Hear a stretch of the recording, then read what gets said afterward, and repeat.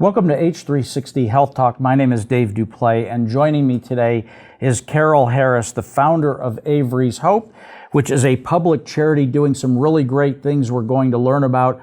Also joining me is Tom Corrigan. He is the treasurer of Avery's Hope. The main goal of Avery's Hope is to bring advocacy and awareness to those who are suffering with gastrointestinal disease. Today we're going to learn why Caryl founded Avery's Hope, how Tom got involved, and how they're doing everything they can to help these patients. Well, guys, thank you for joining me. Thanks for having us. So, Caryl, I know a little about Avery's Hope from our discussion, and I know and find that people that I talk to, such as yourself, that start foundations, have a backstory or a personal reason for starting, whether it's a nonprofit, a public charity, whatever it happens to be, an advocacy organization for patients and caregivers. And I'm hoping you can share with us the backstory of Avery's Hope. Sure. About 4.5 years ago, my grandson was born, my very first grandson, and he wasn't thriving, wasn't doing well, and actually within 5 days of birth started to lose a tremendous amount of weight. Fast forward 3 months, he was at Children's Hospital of Philadelphia, diagnosed with microvillus inclusion disease. So if you Google that, it's very, very frightening. But if you go to to NORD, which is the National Organization of Rare Diseases, we learn that there's less than 100 people in the world who have this disease. Let's say that again? Less than 100 people in the world. Wow. Yeah, so we're talking not just rare, but extremely rare. Fortunately, we were able to go to Children's Hospital of Philadelphia, where they had some experience with this. And as soon as he arrived there at 3 months, they were able to go right into a protocol to help him start to thrive and to live his life. Now, so Avery's born, and mothers and children have almost a one-day hospital stay anymore, right? So the mother gives birth, and if everything's good, they go home. So Avery was home. You said it was about 5 days. About 5 days. He was home. They rushed him to the hospital when he was not doing well at all. And then everything started. All the testing. It requires genetic testing. It requires a biopsy of the small intestine. They did all of that. It takes about 3 months to get that sort of information. So he was on what's called TPN, which is sort of getting your nutrients through an IV. But that experience and being in the hospital with him, realizing how incredibly rare this is, really showed me what happens when you're thrust into a hospital situation and an emergency such as this, and how little insurance knows about these diseases, how often they reject the medications you might need or the services you might need. And that really propelled my husband and I to say, we really need to do something to help these families. We really need to consider being a patient assistance organization. And let's see what we can do to help. Let's see if we can pay it forward a little bit. And so we started Avery's Hope in the name of our beautifully rare grandson. You said Avery wasn't doing well. What were some of the symptoms that your daughter and her husband happened to notice that was going on that said, hey, there's not something quite right? Because it's the first child, right, in the family, your first grandchild.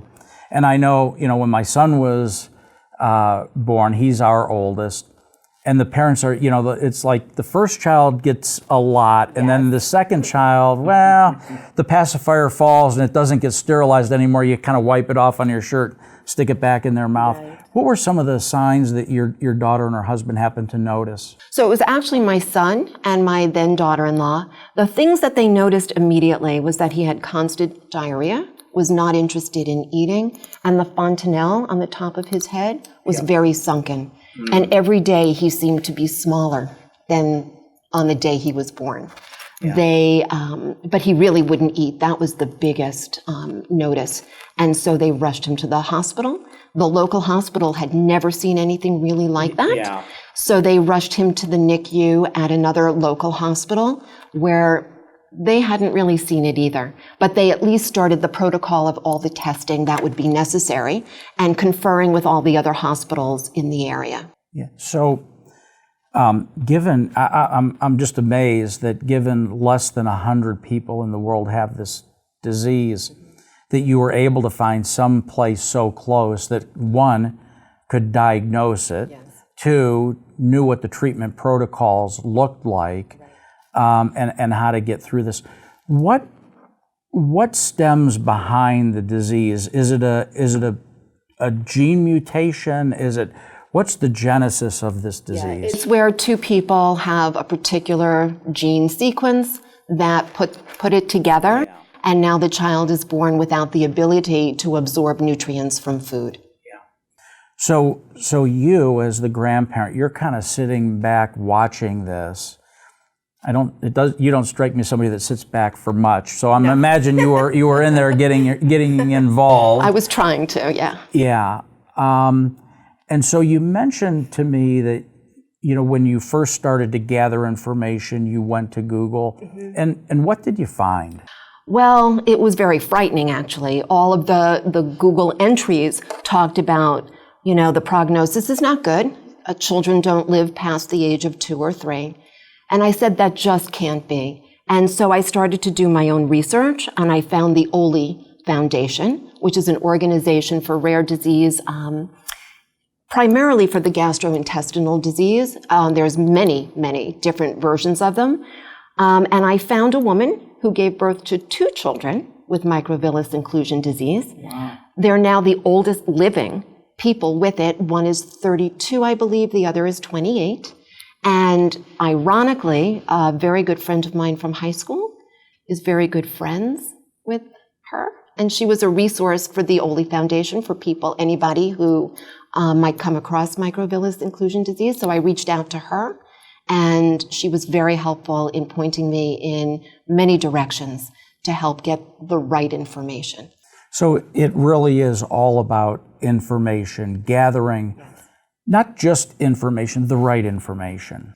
Absolutely. And it sounds like finding somebody that's familiar or that has been a caregiver or is a current patient that can advise you, guide you, coach you, inspire you, motivate you along the journey seems to be equally as important. Yeah, and one of the best things she did for me was to connect me with it's called MVID Family Support on Facebook, and there's quite a few families that participate. And it was really the first place I went that I felt like we were part of a community, that we could ask the scary questions and not to a doctor, but we could ask it to somebody who was living it day to day. Yeah. Now, your husband Eric is also a co-founder. Yes. Of the charity. What is his current role in the foundation? So he is totally my cohort, and he has to yes me to death.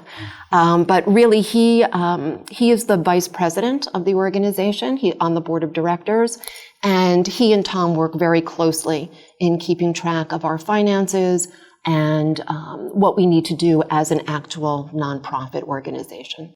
So I'm assuming, like most people I talk to that, as I mentioned, start foundations or charities or nonprofits for a personal reason.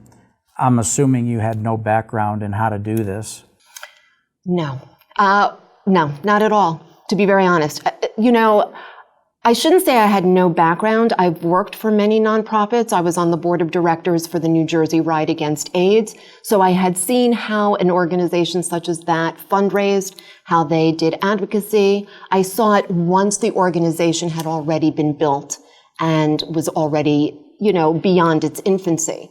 So that was helpful. My husband has always worked for nonprofits, but he also had never actually started an organization.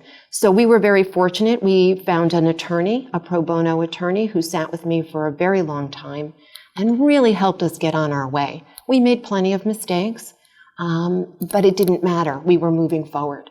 Now, when you looked across the landscape of charities and organizations that help people, and especially people diagnosed with rare disease, what was the gap that you saw?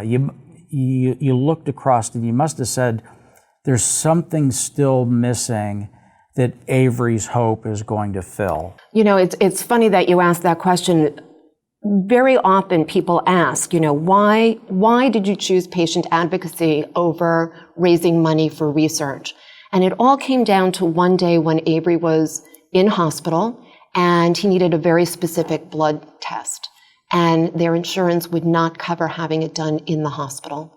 They had to take this child hooked up to an IV and a feeding tube and go downtown, get into a cab, go downtown to wherever the blood, whatever laboratory their insurance would cover, and have the blood work done there. And it was at that moment that I thought, there has to be a better way. We need to be able to offer financial assistance to people who their insurance just does not cover what they need. It seems to me if it happened to Avery and to my son and daughter-in-law, then it's happening across the board to so many people. And we wanted to make a difference in those people's lives so nobody had to get into a cab with such a sick child.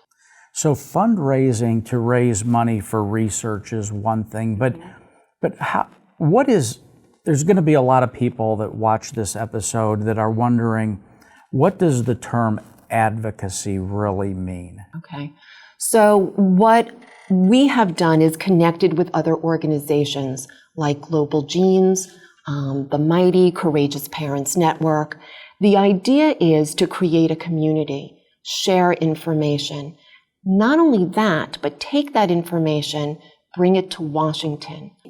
We go down and we spend almost a week talking to our senators, talking to Congress, talking to the NIH. We really want to make sure that kids like Avery, kids like your nephew Carson, are not excluded from getting care and treatment, that it's the wrong thing to do. Yeah, and what a great segue. Tom, you've been sitting here listening, and I know that you have a nephew, Carson, that also has a condition. But how did you and Caryl get hooked up? How did you get involved with Avery's Hope? Now you're the treasurer here. You're playing a big role in helping the foundation from its infancy to take it to the next level and raise money to help the good work that the charity is doing. How did you get involved? So my involvement with the organization is almost a foreshadow to my nephew's diagnosis. So my neighbor and friend Caryl, I had moved away from my home that I owned and moved back after a 5-year assignment in Boston to work in our research institute. I work for a pharmaceutical company. And when I moved back, Caryl was my new neighbor. And if you meet Caryl, you realize that, number one, she's an avid cyclist because you see her all the time on it. And the second thing is she doesn't take no for an answer. And I can see that. Yeah. She knew of my passion for fitness, and with the transitions that I had been through, my fitness took a back seat for a little bit and I was getting back into it, and Caryl got me on the bike. And so for the first annual bike ride, which is Avery's Hope main charity event every year, the first ride was also my first time ever cycling 100 miles. So I completed the century ride with Avery's Hope as my first 100-mile bike ride. And I know this event takes place in the fall, which I think is a good, when you're biking 5 miles, quite frankly, in August in New Jersey or Pennsylvania, it can get warm. So it's a good thing you have it in September, is that right? September 13 and 14, I believe? 14th and 15th. It's a 2-day event. Mm-hmm. Okay. Well, guys, thank you so much for joining me today. The work you're doing means so much to so many. I want to thank you once again, and I look forward to keeping track of all the fundraising you're doing, participating in your organization, and learning more about it as we go forward. Thanks so much. Thanks, Steve.